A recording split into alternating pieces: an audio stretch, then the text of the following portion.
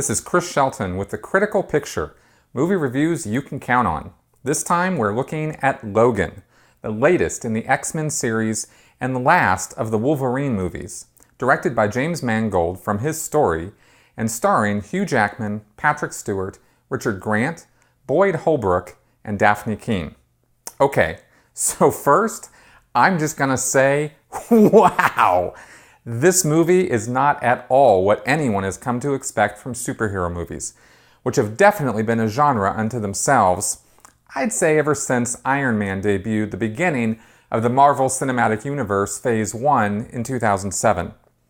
Now, the X-Men movies are not part of the MCU, but because of complicated copyright issues, have been in their own universe, separate from the rest of the MCU, since the first X-Men in 2000. But besides this universe and that universe, here's my actual point. This movie goes beyond a good superhero movie. Logan is just a damn good movie, period. The only other film in the superhero category that I've ever been able to say that about was Christopher Nolan's The Dark Knight, which despite some plot holes and inconsistency, was a movie experience unlike any other I've ever had, at least until now. Logan brings a great deal to the table. It makes reference to old school westerns, even having the characters watching scenes from Shane during a brief respite. At times, it is a wistful remembrance of times past, a swan song for the X-Men as a whole, as well as Wolverine specifically. There may be more X-Men movies, but they are going to be hard-pressed to match this. There were many points where I was reminded of Stephen King's Dark Tower series, actually, where the world has moved on, and the time for these characters has passed. In 2029, when this movie takes place, no one remembers the mutant superheroes who fought so hard for not just their own place in the human world, but to save humanity from the threat their existence posed in the first place. A blip in the history books, a short-lived plague which has passed, a dark time that humanity purposefully wants to forget. Or has it? Because while mutants may have been perceived as the enemy, the truth is that it was humanity's reaction to the mutants and its attempt to commit a kind of genocide against them that actually caused all the trouble in the first place. And this movie doesn't let us forget just how destructive human beings can be.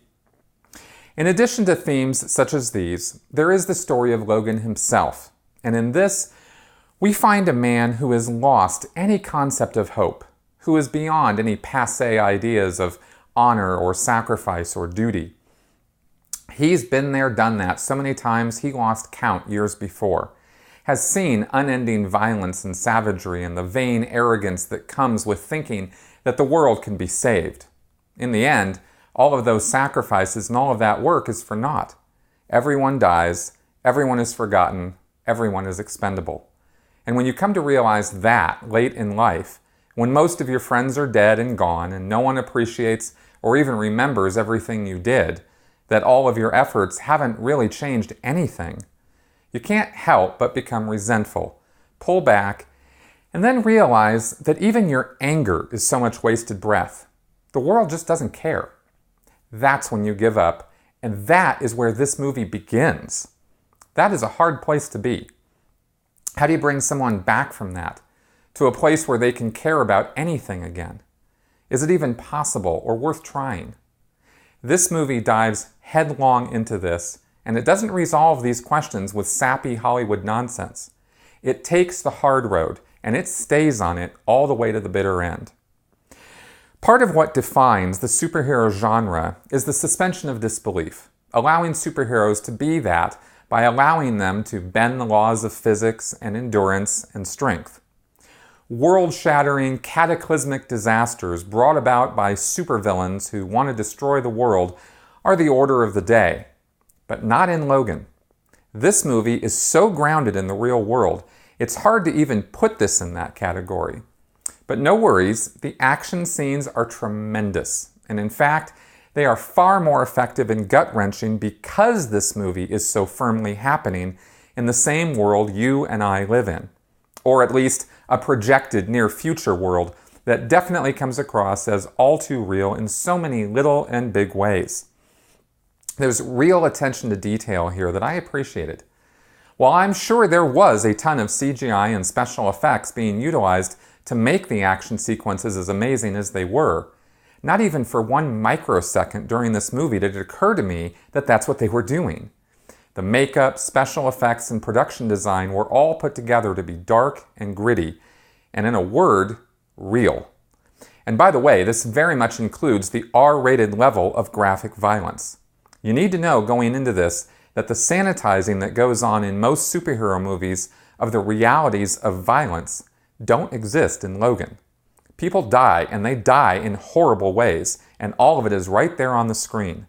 It's bloody, it's savage, and I loved every single second of it. All of the acting in this film is beyond the level we're used to in this genre, with Hugh Jackman in particular showing more range and depth than I've seen from him in a very long time. Patrick Stewart also finally gets to let loose in surprising ways here, and is obviously having a very good time doing so. And I want to take a moment to also give a shout out to Dafne Keen, the young lady who plays a mysterious young girl who may or may not have more going on under her skin than meets the eye.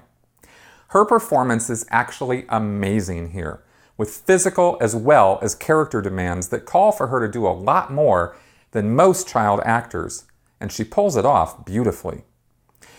You could say that Logan is the movie that we as comic book and superhero fans have grown up to want to see. James Mangold pulls no punches and put a final Wolverine movie together that is not easily forgotten. I am giving this movie a rating of sheer awesome. I can't recommend it highly enough. Go see this movie as soon as possible before the spoilers get all over the internet and ruin the surprises which I haven't even hinted at in this review. And let me know in the comments what you thought.